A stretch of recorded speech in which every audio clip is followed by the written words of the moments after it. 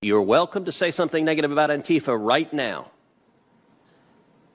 I think that I've covered the subject quite well. You are not listening. Okay, she declined to speak, so that is the position of the Democratic Party.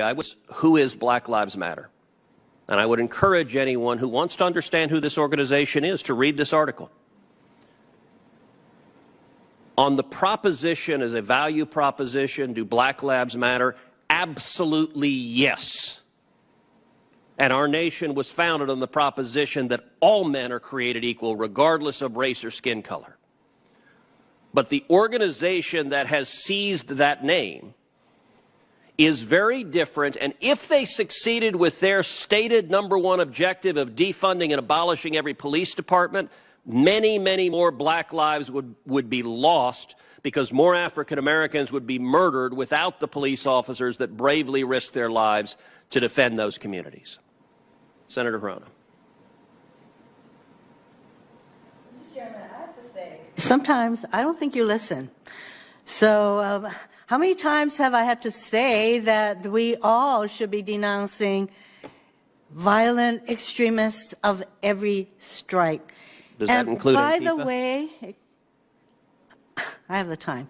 By the way, you know, the Republicans are constantly using, I have to say, you brought it up yourself, the deaths of these black police officers, Patrick Underwood and David Dorn, for making political points.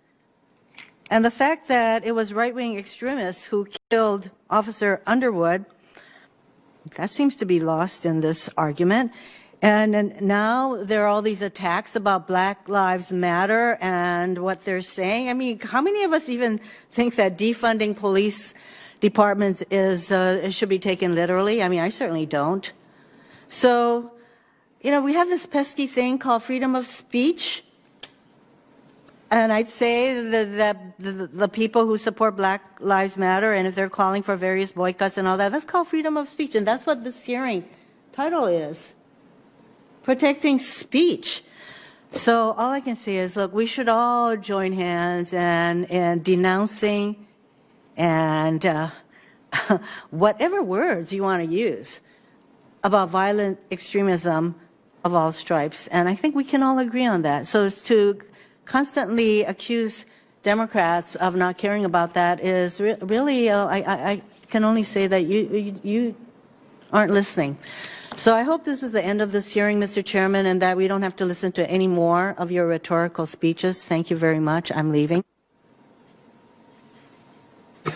Well, I appreciate the, as always, kind and uplifting words of Senator Hirono.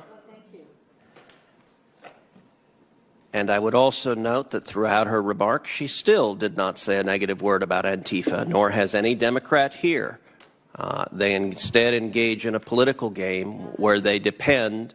You're welcome to say something negative about Antifa right now. I think that I've covered the subject quite well. You are not listening. Okay, she declined to speak, so that is the position of the Democratic Party. I would note also that of the 7 Democratic senators who spoke, not a one of them apologized for or denounced multiple Democrats calling law enforcement officers Nazis, stormtroopers, and Gestapo. To be fair, I have not heard the word Nazi, but stormtrooper was Nancy Pelosi and Gestapo was another Democratic leader. That is less than helpful. I thank each of the witnesses for your testimony. I thank you for defending free speech. And I thank you for speaking out against violence and against terrorism. The record in this hearing will be held open for 1 week. Senators may follow up with the witnesses of either this panel or the previous panel with written questions. If you receive written questions, you are asked to submit the answers to those questions by the close of business 1 week from today. And with that, this hearing is adjourned.